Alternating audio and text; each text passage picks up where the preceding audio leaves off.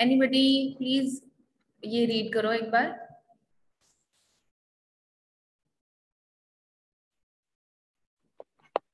Here we need to talk about cardinality of a set, which is basically the size of the set. The cardinality of a set is denoted by modulus A. We first discuss cardinality of finite sets and then talk about infinite sets. Finite sets. Consider a set A. If A has only a finite number of elements, its cardinality is simply the number of elements in A. For example, if A is equal to 2, 4, 6, 8, 10, then A modulus of A is equal to 5. Before discussing infinite sets, which is the main discussion of this section, we would like to talk about a very useful rule, the inclusion-exclusion principle. For two finite sets A and B, we have modulus of A union B is equals to modulus A plus modulus of B minus modulus of A intersection B. Modulus of नहीं बोलना, To see cardinality this, of बोलना है. okay ma'am. ठीक है, ये revise हो गया. अब हमारे पास there were two types of sets, finite sets and infinite sets. Finite sets मतलब जिनकी हम कार्डिनैलिटी काउंट करके सॉल्व करके हम बता सकते हैं दैट एक सेट में इतने नंबर ऑफ एलिमेंट्स जो है वो अवेलेबल है. और हमने कितने सारे प्रॉब्लम्स किए थे जिसमें हम ये इंक्लूजन एक्सक्लूजन प्रिंसिपल लगाकर यूनियन की या सिंपल सेट की या उनके इंटरसेक्शन की कार्डिनैलिटी निकाल सकते थे. अब ये इंक्लूजन एक्सक्लूजन प्रिंसिपल किस पे लागू होता है, सिर्फ अप्लाई होता है, सिर्फ फाइनाइट सेट्स पे अप्लाई होता है ऑब्वियसली, जिनकी हम कार्डिनैलिटी काउंट करके निकाल सकते हैं. Now there are another type of sets which are infinite sets. तो इनफाइनाइट सेट्स क्या होते हैं? बपरीत आप रीड कर दो.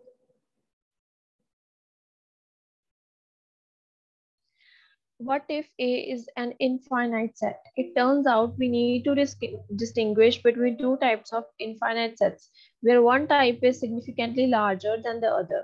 In particular, one type is called countable, while the other is called uncountable. Sets such as N and Z are called countable, but bigger sets such as R are called uncountable. The difference between the two types is that you can list the elements of countable sets A. Countable set A, that is, you can write A is equals to A1, A2 and so on. A1, A2, but you cannot list the elements in an uncountable set. For example, you can write N is equals to 1, 2, 3 and so on. Z is equals to 0, 1, minus 1, 2, minus 2 and so on.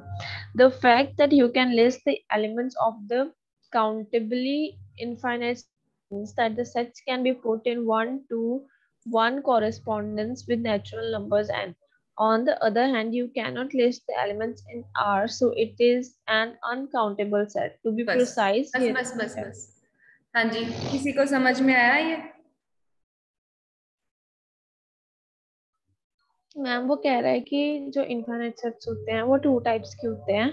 एक होते हैं countable और एक होते हैं uncountable. Countable sets जैसे कि natural number हो गए या फिर इंटीजर्स हो गए, वो सेट्स ऐसे हैं जो हम काउंट कर सकते हैं नॉर्मली. बट आर मतलब जैसे रैशनल नंबर्स है, real numbers. Okay, real number में सारे ही आ जाते हैं ना, रैशनल भी, प्लस सारे माइनस वाले भी, डेसिमल भी, फ्रैक्शंस भी, इररेशनल भी, रियल नंबर्स.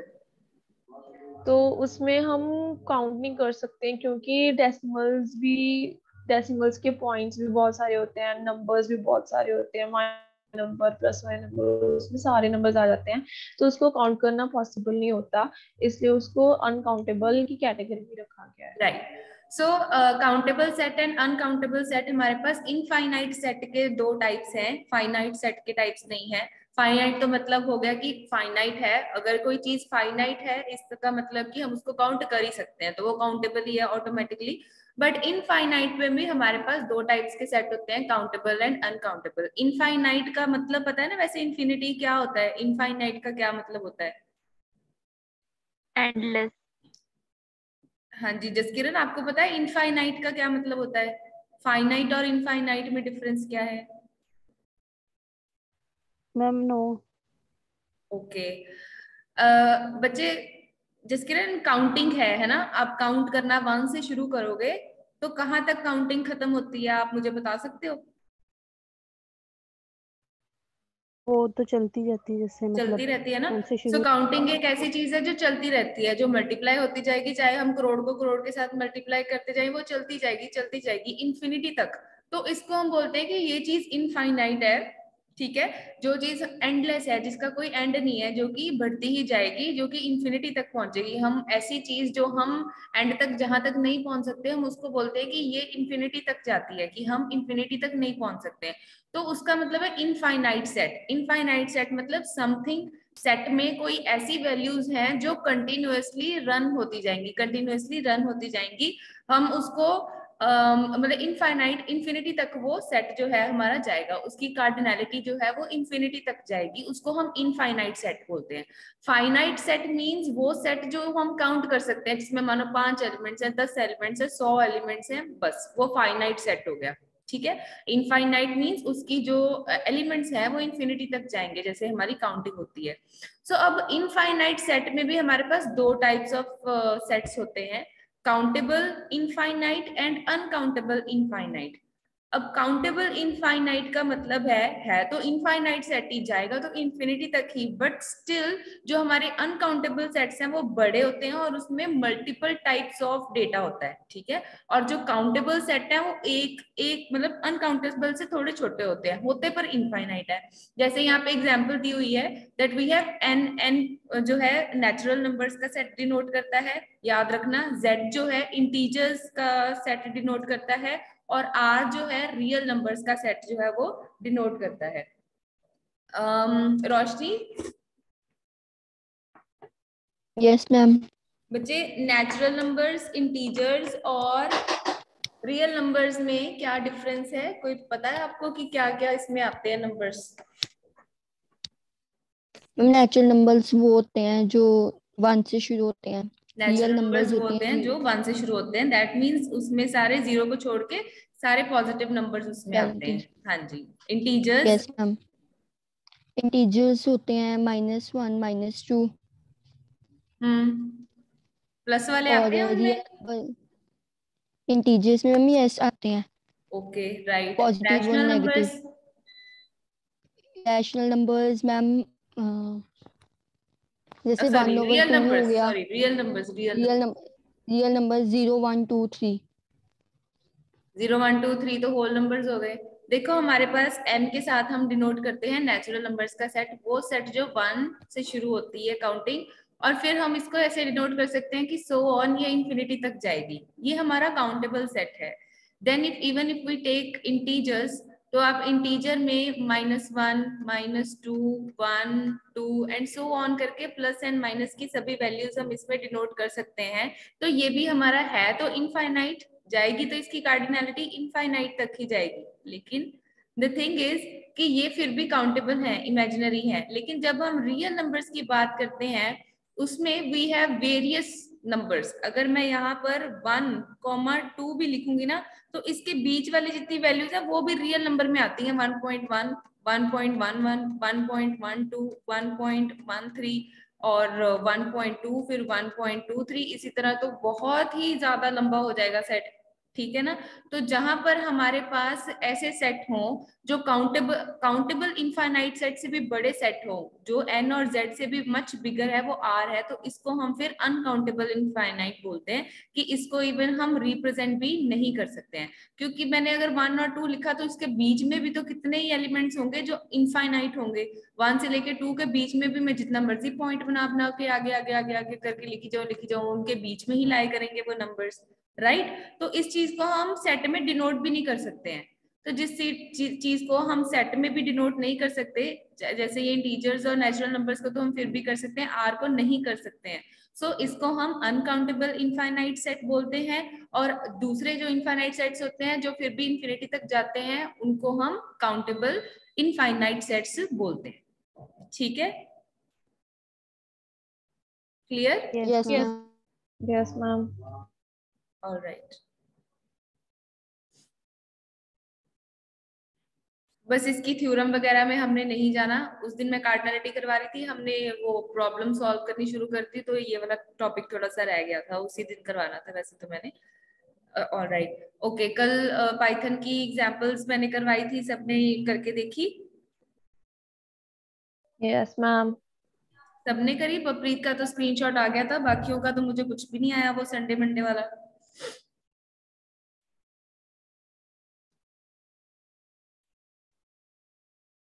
हाँ जी, और किसी ने ट्राई नहीं किया?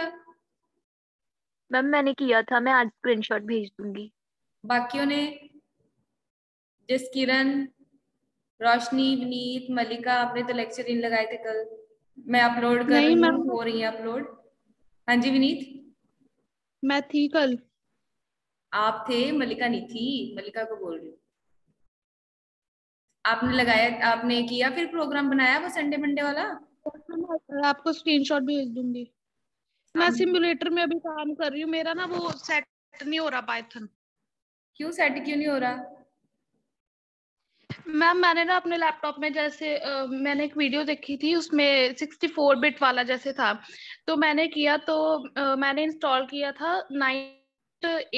8.6 समथिंग था, पर वो सारा कुछ नहीं आ रहा। जैसे एक नोटपैड भी आता है, कमांड प्रॉम्प्ट, वो सारा भी सेट नहीं हुआ।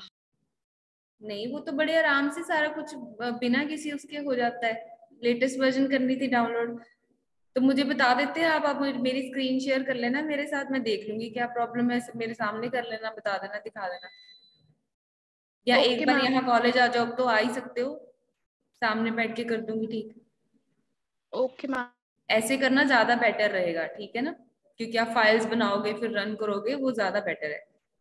तो जिनके पास तो लैपटॉप है वो तो इंस्टॉल करके ही करो। ओके, सो किस तरह से हमारा बैटरी, चलो चलो, क्या था हमारा भी प्रोग्राम यहाँ पे एक बार करके देखते हैं, जिन्होंने नहीं किया वो भी देख लो। प्रोग्राम कह रहा था कि हमने एक नंबर यूजर से एंटर करवाना है, और हमने क्या, उस नंबर के कॉरेस्पॉन्डिंग डे शो करना है, ठीक है ना? जैसे उसको बोलना है यूजर को enter a number from 1 to 7, right? Enter a number from 1 to 7। और हमने फिर क्या करना है अभी बताओ? मैम मैं बताऊं? हाँ हाँ बताओ। मैम फिर हमने इफ वाला फॉर्मूला लगाना इफ एल्स इफ लगानी है हमने। है, इफ एल्स इफ। तो सबसे पहले इफ, आगे a hmm double equals to one. 1, then हम क्या चाहते हैं? Print print Sunday. संडे। कि अगर यूजर 1 प्रिंट करेगा तो हम चाहते हैं कि वो संडे, सॉरी, अगर यूजर 1 एंटर करेगा तो उसके कॉरेस्पॉन्डिंग 1 डे के कॉरेस्पॉन्डिंग संडे आ जाएगी, फर्स्ट डे संडे। फिर उसके बाद हमने एल्स इफ लगानी थी, मल्टीपल कंडीशंस लगानी थी। Else if a is double equals to 2, print Monday. ठीक है, अगर नंबर 2 वो प्रिंट करे एंटर करेगा तो उसके कॉरेस्पॉन्डिंग का मंडे प्रिंट कर दो। Else if a is double equals to 3, print हम कॉलर नहीं डाला।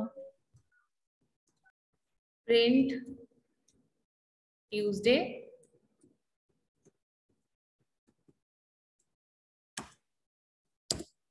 else if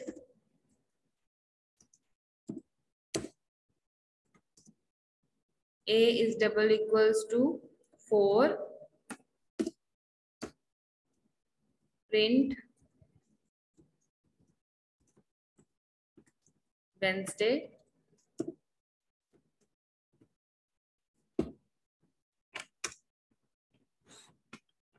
बाकी अब मैं यहाँ से कॉपी कर रही हूँ इतना।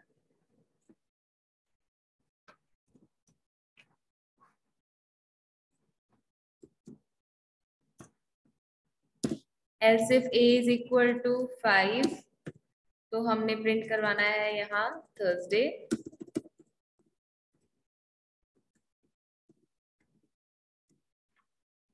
if A is equals to 6,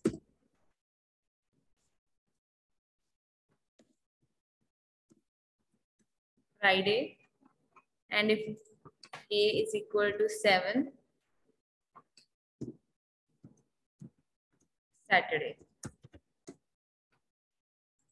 otherwise अगर उसने, अब हमारे पास जब भी एल्स इफ हम यूज करते हैं तो एंड में एल्स जरूर होता है, क्योंकि एल्स के साथ ही हमारी जो कमांड है वो फिनिश होगी, जो लिस्ट है हमारी, जो हमारा ब्लॉक है। इफ अगर शुरू हुआ है और अगर उसमें एल्सिफ एल्सिफ एल्सिफ लगाया तो हमने एल्स के साथ खत्म करना है। तो कौन मुझे बताएगा कि अगर इनमें से कुछ भी नहीं है तो हम क्या यूजर को प्रिंट कर सकते हैं? वप्रीत नहीं बोलेगी, और कोई बोलेगा?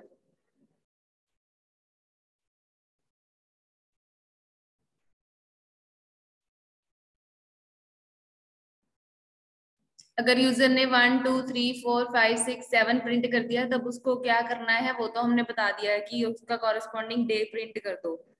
अदरवाइज क्या करना है फिर? क्योंकि एल्स तो यहाँ पर आएगा आएगा। हाँ बोलो Vineet. Not found. Not found लिख सकते हो, या मोस्ट प्रोबेबली यही होगा कि यूजर ने अगर इन सातों चीजों में से कोई भी कंडीशन नहीं चली तो मोस्ट प्रोबेबली यही होगा कि यूजर ने 1 to 7 नंबर एंटर नहीं किया है। ठीक है ना, यूजर ने मे बी 1 to 7 के अलावा कोई और नंबर एंटर किया है। तो अगर कोई और नंबर एंटर किया है तो हम उसको ये मैसेज दे सकते हैं that enter a number from 1 to 7, कि 1 से 7 ही नंबर आपको एंटर करना है, उसके अलावा और कोई नंबर एंटर नहीं करना है, क्योंकि बाकी नंबर्स के बारे में तो हमने बता ही दिया है। ठीक है ना, अगर कोई और एंटर करेगा तो उसको वार्निंग आ जाएगी कि आप दूसरा नंबर जो है 1 to 7 ही एंटर करो। तो इसको रन करके देखते हैं।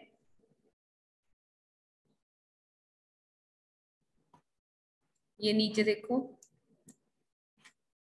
एंटर नंबर फ्रॉम 1 to 7, तो मैंने यहाँ पर एंटर कर दिया 6। ठीक है, फ्राइडे आंसर आ गया। इसी तरह से सपोज मैं उसके अलावा कोई और देती हूँ नंबर, यहाँ पर मैंने कर दिया 8, सो एंटर नंबर फ्रॉम 1 to 7। ठीक है, क्लियर हो गया? क्लियर हो गया? प्लीज जो भी मैं प्रोग्राम्स देती होती हूँ उसको प्रैक्टिस जरूर किया करो ताकि आपको आगे जाके मुश्किल ना आए।